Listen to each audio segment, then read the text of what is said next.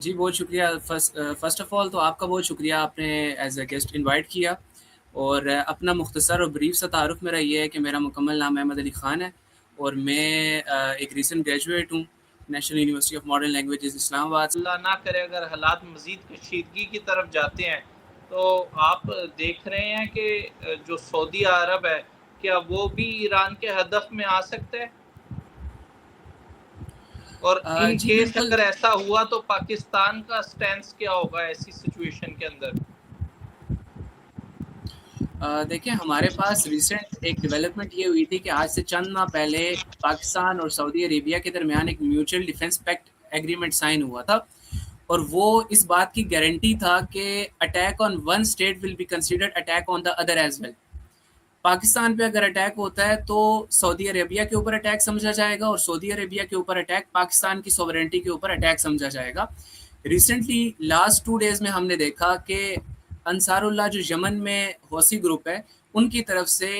سعودی عربیہ کے ایک ایئرپورٹ کو اٹیک کرنے کی کوشش کی گئی تھی، آل دو ان کے ڈیفنس سسٹم ایکٹیو ہو گیا اور وہاں پہ اس نے وہ جو تمام میزلز تھے ان کو روک لیا اور کوئی بھی میجر نقصان وہاں پہ نہیں ہوا۔ لیکن اس طرح کے اٹیک سے ایک چیز ہمارے سامنے آتی ہے کہ یہ چھوٹے ایونٹس جو ہیں یہ ایک میجر ریجنل ایسکیلیشن کی طرف جا سکتے ہیں کہ جہاں پہ نہ صرف 2 اسٹیٹس ایران اور یونائٹڈ اسٹیٹس انوالو ہوں گی بلکہ ایک میجر ریجن جو ہے نا اس میں انوالو ہو سکتا ہے۔ کیوں کہ آپ نے یہ دیکھا ہوگا کہ پاکستان کے ایک مور دین 40,000 آرمڈ آفیسرز اور پاکستان کی ایک certain number of fighter jets اور آلسو پریزنٹ ان سعودی عربیہ کی ایک بیس پہ وہ موجود ہیں اور ان کا پرائمری پرپز جو ہے وہ یہی ہے کہ وہاں پہ سیکیورٹی پرووائڈ کی جائے گی اگینسٹ انٹرنل ایشوز اینڈ اگر فورن ایگریشن کسی بھی طرف سے ہوتی ہے۔ سو مینلی جو کام کیا جا رہا ہے وہ اسی لیے چاہے وہ پاکستان کی طرف سے میڈیٹنگ ایفرٹس ہیں یا ریجنل ایکٹرز کی طرف سے قطر ہے، ترکی ہے، ایجپٹ ہے، اس کی طرف سے کی جا رہی ہیں۔ سو مین مقصد ان کا یہی ہے کہ یہ جو ایسکیلیشن 2 اسٹیٹس کے درمیان ہے، یہ جو وار 2 اسٹیٹس کے درمیان ہے، یہ ایک ریجنل ایشو کے درمیان ریجن ایشو جو ہے نا اس کے طور پہ سامنے نہ آئے جس میں بہت ساری اسٹیٹس کو چاہتے نہ چاہتے ہوئے بھی انوالو ہو جائیں۔ جی احمد بھائی مجھے یہاں پہ میں ایک اور چیز آپ سے پوچھنا چاہوں گا کہ بحیثیت تجزیہ نگار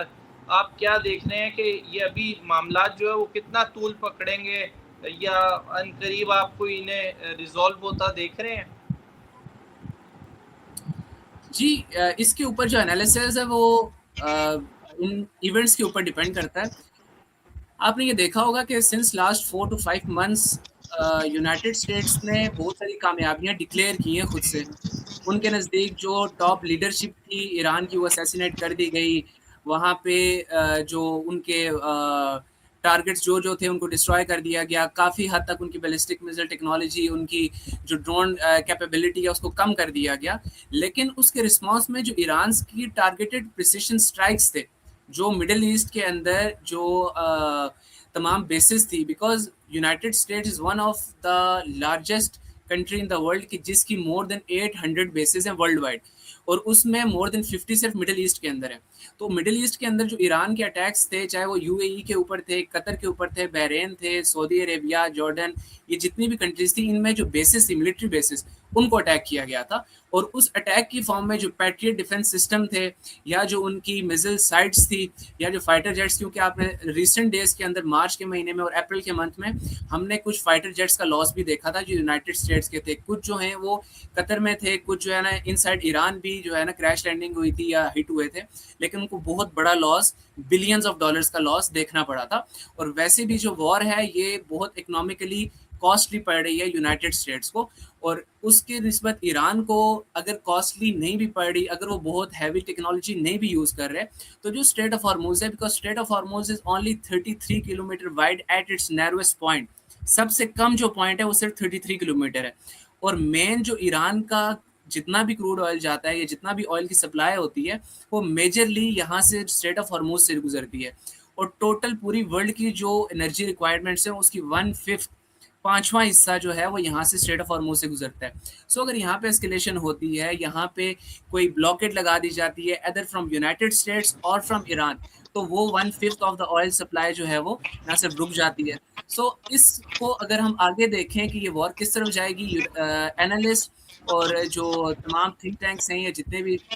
ان کے پالیسی میکرز ہیں ادر ان یونائٹڈ اسٹیٹس یا ایران، ان کو یہ بات سمجھ آ رہی ہے کہ یہ جو وار ہے یہ ہمیں بہت کاسٹلی مل رہی ہے، یہ بہت نقصان کر رہی ہے، اور ابھی تو ہم لوگ ونز اور لاس ڈکلیئر کر سکتے ہیں، but in the upcoming days یہ ہمیں نظر آئے گا، یہ ہماری اکانومی کے لیے ڈیواسٹیٹنگ ہوگی، ہماری جو ان امپلائمنٹ آئے گی ملک میں، جو پرائسز کی سرج ہوگی، انفلیشن ہوگی، اس کی صورت میں نظر آ رہی ہوگی، اور ہمیں یونائٹڈ اسٹیٹس کے اندر جو انفلیشن ہے یا جو آئل پرائسز اوپر گئی ہیں اس کی صورت میں یہ نظر آ بھی رہا ہے ہمیں. تو آئی بلیو کہ یہ معاملات آگے ہوپ سو اچھے انداز میں آگے لے کے چلیں گے، صرف تھوڑا سا ہمیں